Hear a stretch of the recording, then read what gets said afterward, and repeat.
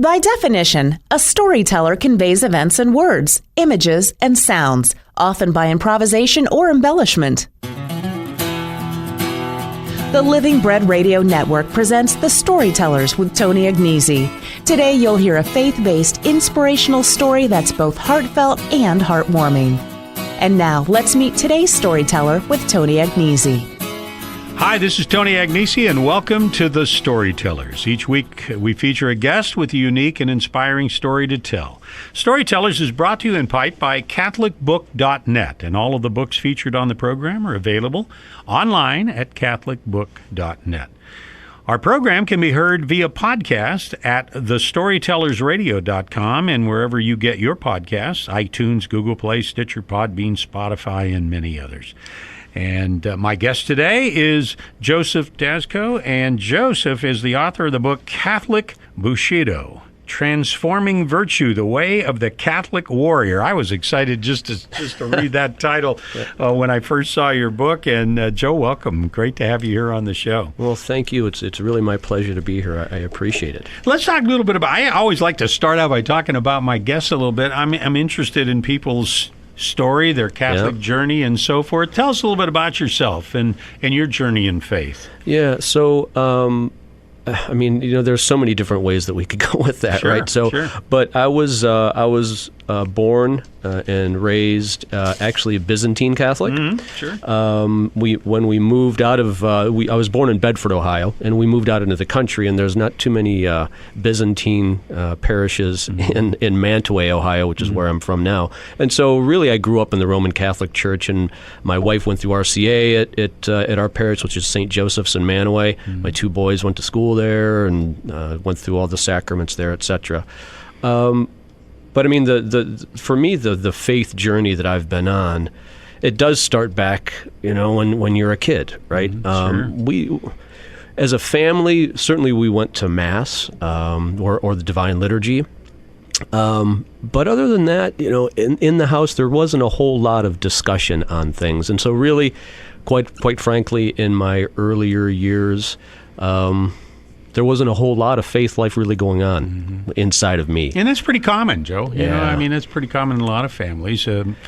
The hour on Sunday, and that's about it. Yeah. So, what really ended up happening, and some of it's in the book. I didn't get it too much into that because I'd like to stay more on the positive, on the faithfulness, right? So there were some not so good times that I went through as a young kid.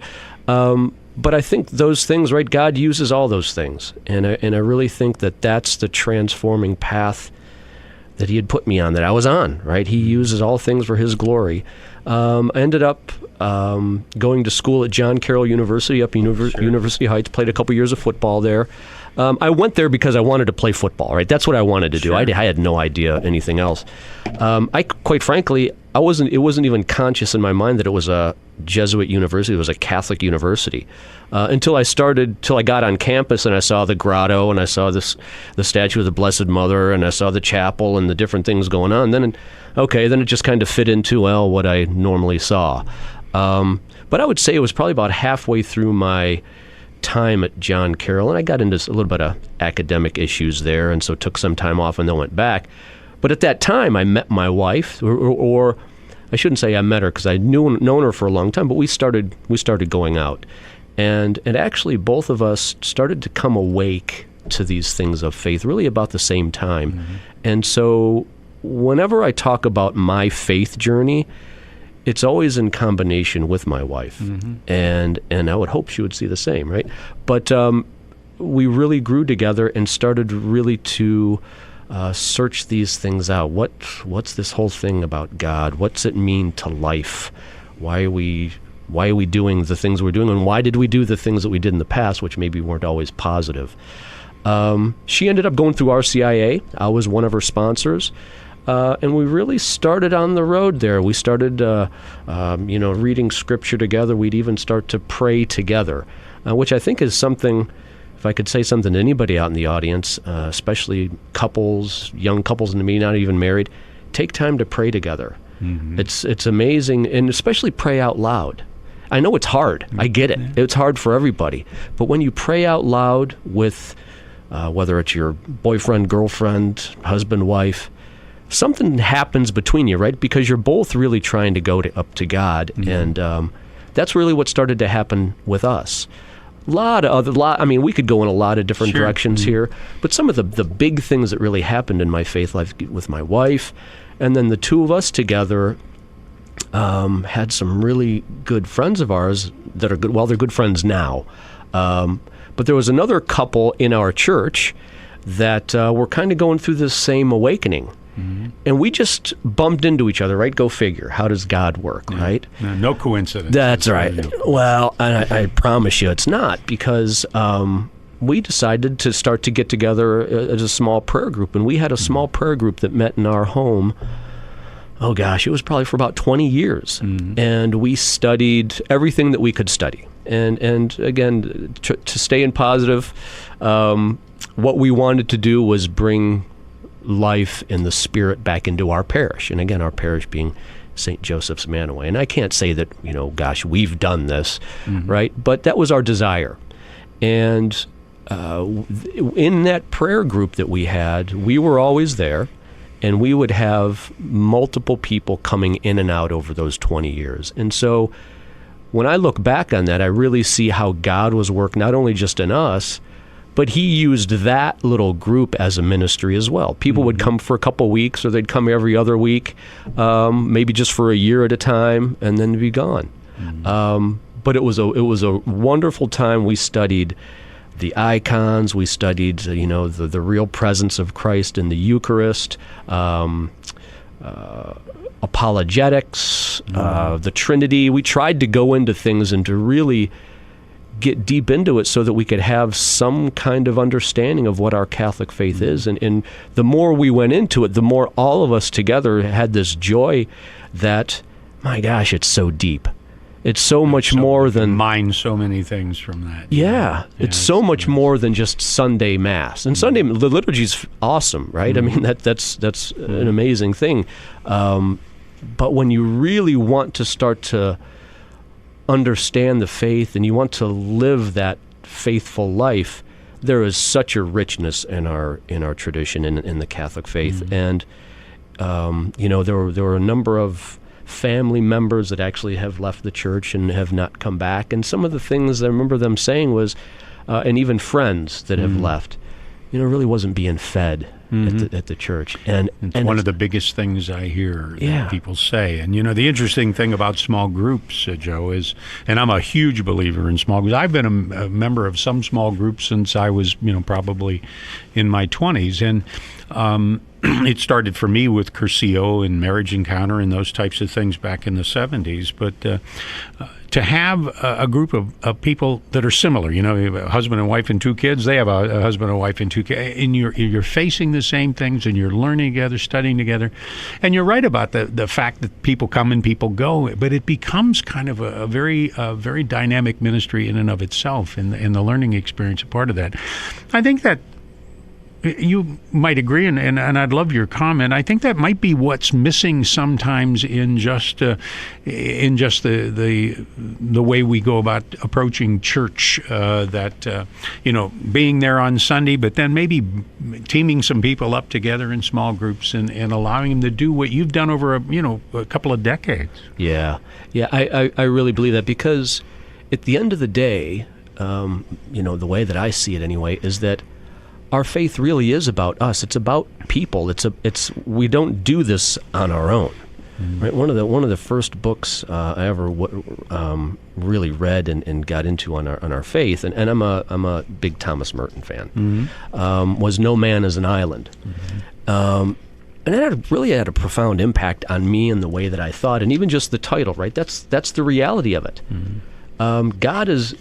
it's part of our mystery, I think, of our lives, is that we are alone, right? I got something I got to do. I'm going to stand at the judgment before Christ alone, but we're doing this together.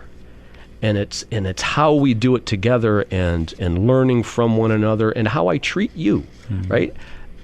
That's what it comes down to. It's much easier, I suppose, to be a saint alone in a cave than it is when you're walking around having to interact with people. Sure. Yeah, so that interaction with people, that learning from another, because I tell you, the folks that we met with and that would come in would always have a different viewpoint on the topic that we were talking about. It's just like that facet of that you're only looking at one side of a thing, and you need others sometimes to help you see the fullness of it. The fullness of it. I know in the men's group that I'm in, the thing that I like most about it is not only the interaction between the guys, but we hold each other accountable. Right. It's you're in this together. We're each individuals in this together, though, and you hold each other accountable as well. So when did the writing begin, Joe? So again, I think that this is God's handiwork, right? So in my secular job, right, the job that I go to every day, I work for a construction materials company. And I started off in research and development, and so actually I wrote a lot of technical papers for work.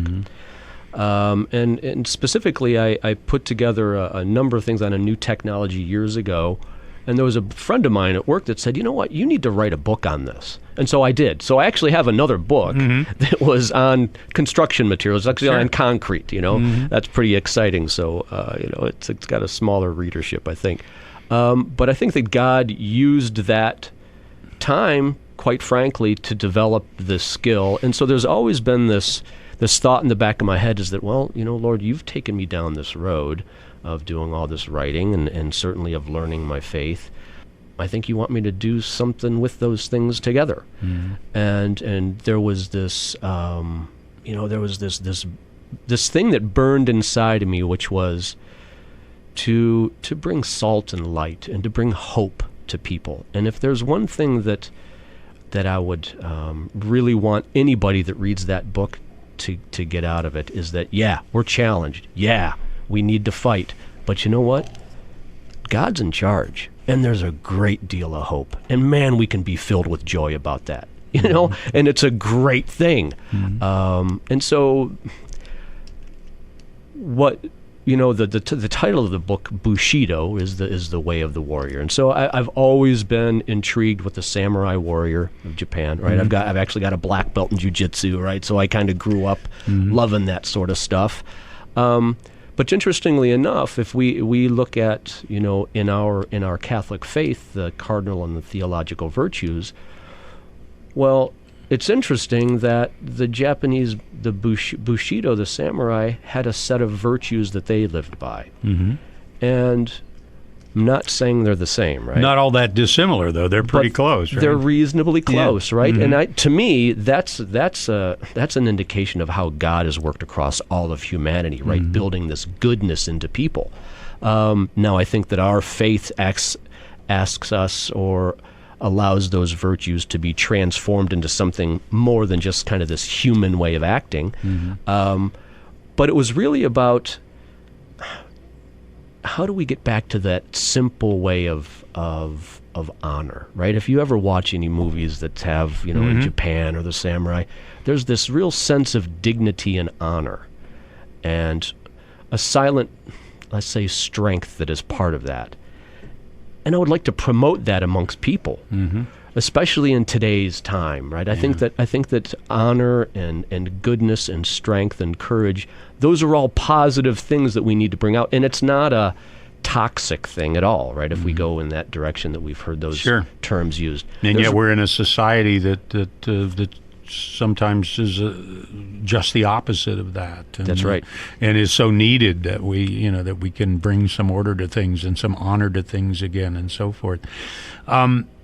So what was the genesis of the idea to say, I'm going to write this book? And most people say they're going to write a book and they never get to it, never get it done, or they've started 4 times, but never got through it. Sure. Well, and hey, listen, quite frankly, the idea for that book, it was bouncing around in my head for probably a couple of years. And quite frankly, I am pretty busy. I travel a decent amount for my job. And so, did I ever really have the time? And that was the thing that I think there's actually a chapter in there on the 7 deadly sins, right? And sloth is one of them. Well, I think that sloth had its grips on me a little bit, right? Taken its grip, right? Yeah, and so I'll put it off. But it never went away, right? That desire to write the book never went away. And finally, I think it just clicked that, finally God put his thumb on me and said, do it. And there was this, I don't know, for lack of a better word, a burst of energy to start, right? To actually just, once you start the process, then it starts moving. And then as I started to do it, it's amazing, right? When you listen to God, how this joy comes out, right? And you find joy in the writing. And you find joy in the sharing of the story, right? Every chapter I would write, I couldn't wait to reread it and actually then to have my wife read it, right? And there's a lot of joy when we do those things that God is silently kind of pushing us towards. It's amazing how we hold ourselves back, but then once we do it, boy, it feels like we should have been there all along. Really great. Joseph Daczko is my guest. The book Catholic Bushido. Bushido. That's right. Is the book Transformational Virtue: The Way of the Catholic Warrior. We're going to continue with our conversation with Joe and get into this a little bit more when we return on The Storytellers.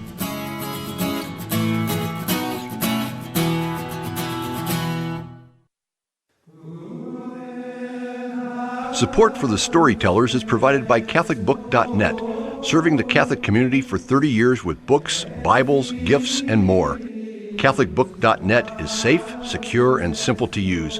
Just a few clicks and your purchase is delivered right to your door. CatholicBook.net. For 30 years, a commitment to service.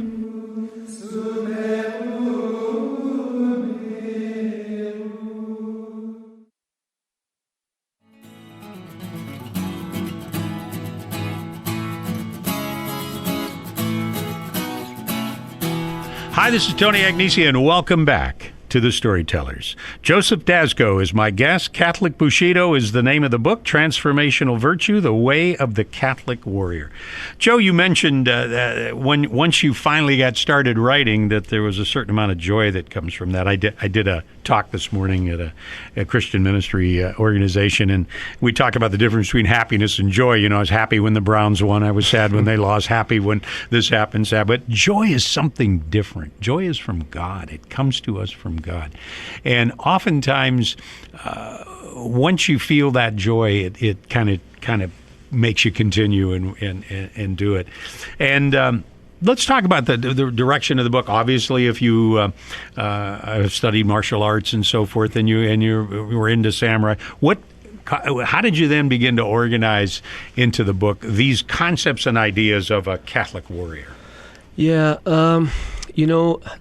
the books, there's actually a number of themes, quite frankly, in the book. One of them being transformation, this change that happens in us as people, and we actually see it in the world around us, and we should be okay with that because typically it's slow, right? So God's very patient, and he continues his work slowly in us, so allow it to be. But I think another part of it is, there's a chapter on the 7 deadly sins, and I only wanted one chapter to those, and then every virtue gets its own chapter, right? Because again, we're going to focus on the virtue. Let's to the positive. That's right. Let's fill the room with light rather than spend too much time on the darkness, right? We need to recognize that it's there, but let's do that. But the reality is listen, it is a battle, and it's a battle that goes on every day inside of me. I can guarantee you that. And inside of everyone, if we're able to recognize it and allow ourselves to recognize it, right? There are these desires that, right, aren't from God. It's our fallen human nature that we backbite at somebody at work or whatever it is, right? We get mad at somebody as I'm driving down here to do this interview, right? Why are you going so slow? I got to be there at a certain time. But then God asks us to use that will of ours to willfully take a step into patience, into living temperately, into living prudently and with fortitude. And so these are things that we can do if you read the Catechism of the Church, right? The virtues, the cardinal virtues, are those ones that we can practice. And so, this book was not written, I promise you, for an academic. it was written, from my perspective, to just the normal folks in the pews. I'm also part of a men's group, and we do a men's renewal every year. And there are men that come to our renewal that haven't been to church in years. And when we're done, they're like, man, this is great. I'm so glad I'm here. But then you can see the look in their eyes, which is, what do I do next? What next? Yeah. Right? And so that's what this book was really about, was to say, guys, I'm not saying this is the end-all, be-all, but here's one thing you can start with. I can act prudently and temperately and with courage every day. I can choose to do that, and the church tells us to practice that. And so that's the reason for the book. That's the goal for it, was to help people, and again, not to treat the virtues as some academic thing, although that's important too. So I'm not trying to downplay that, but to really help the people that are waking up to their faith now and how to live it. Because at the end of the day, that's how I think our society is going to, things are going to change. Well, I agree. And in my writing, Joe's much the same, is that, meeting people where they are, talking in simple terms, providing simple things that they can do on a daily basis that might help them in their journey. I'm certainly no academic genius, so I just love Jesus and love the faith and do that, and I get that strong sense from you as well. Something in the book. What can you share from us from the book? Something obviously we can't give them everything that's in there, but share something with the listener who might be that person who's rediscovering their faith and is asking that question, what next? What do I do? How do I go from here to there? Well, I think that, the chapter in there that speaks the most to me personally, and I found the most joy in writing, is the chapter on the theological virtue of hope. Read that chapter.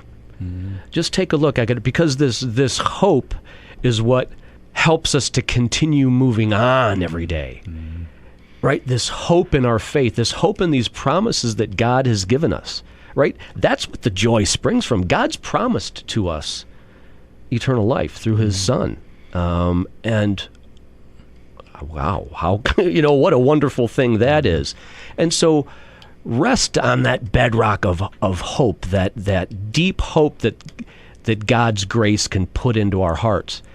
Once that's there, the faith, hope, and love, those three theological virtues, once we allow God's grace to, let's say, plant those things or awaken those seeds in our lives, opportunities will be put in front of you to respond. And that at the end of the day, that's really what it is. This book is not hey, if you do this, you're going to go from point A to point B. This is more like, and I actually even used the statement in there, this is more like the breadcrumbs on the trail in front of you, and you're only seeing the next step. Just the next one. Yeah, you're not seeing from here to there. So it's about being aware of God and in attune to His loving movement in your daily life. And to be ready to fight for it, to fight inside your own mind and in your own heart when we're pulled, whether it's we're pulled by lust or by anger or some other things, or by pride. How do I surrender myself back to those virtues that the Lord and His grace is planting in me? So read the chapter on hope. Hope is something. When you look at the world today, and you look at the suicide rates, and you look at the guys that go shoot up their school or their place of business or whatever, in every instance they feel hopeless. That there is no hope, and what you've tried to do in the book is give people that starting point. And I so agree with you. Once you have hope, then all of these other things kind of just naturally happen. They're part of that. It's amazing. Catholic Bushido is the book, and Joe Daczko is my guest. We're talking about this transformational virtue, the way of the Catholic warrior. How do you in the book? How do you talk about we men as warriors in the samurai kind of sense? Yeah, I think that the way that I try to portray it, or the way that, because it's really not explicitly stated, right? But the theme through the book is, listen, it's in your heart, it's in you to live according to this code of goodness God has created us good, and it's in you. It's in every man. And that goodness, the goodness that we have as men, it's different than what it is for women, and they're complementary, right? They're both beautiful things. But we as men are meant to be strong. We're meant to be strong in how we love. So love strongly, hope strongly, have strong faith, as only a man can, and do those things. And I know I'm kind of speaking in kind of these goofy terms here, but not really. But do it in a way that seems right to you as a man, and communicate that to your wife, to your sons especially, and to your daughters. When they see you being the first one out the door into the car to go to Mass on Sunday, you're showing strong faith. When they see you kneeling in Mass, praying before Mass starts, or after receiving the Blessed Sacrament, you're demonstrating strong faith to them. Right? When you go to the men's group meeting on Wednesday night after working all day long, and you got done cutting the grass, and you just finished dinner, and you got to run out and be there in 5 minutes, they see how important it is to you, Dad, to give some of your time to God, to these other men. When they see you praying in the morning before you go to work, right? Those are ways to be strong in our faith. Strong. Right? That's ways to be the warrior, because I'm disciplining myself to do this. And so I think we all kind of get it, right? As men, our fathers disciplined us. My dad disciplined me different than he disciplined my sisters, right? Sure. So there's something to that discipline that goes along with strength that's been built into us, in order that we can build things up right, and that we can move out into society and make the right contributions. Joe, this has been a quick half hour. It's been wonderful having you here. Catholic Bushido is the book. Joseph Daczko is my guest. The book is Transformational Virtues, The Way of the Catholic Warrior. Joe, this has been a real pleasure having you with us today, and I'm sure that our listeners got much to chew on from our conversations today. Thank you so much. God bless you for being with us. And that's our show for today. If you missed part of our program, the show will be available immediately at thestorytellersradio.com and later this week at the Catholic podcasting site breadboxmedia.com. To find out more about our guest, Catholic Bushido is the name of the book. Joseph Daczko is our guest. If you'd like to find out more about having me speak at your parish conference, you can go to my website at TonyAgnesi.com. My thanks again to Joseph for joining us. This is Tony Agnesi inviting you to join me again next time for the next edition of The Storytellers. God bless.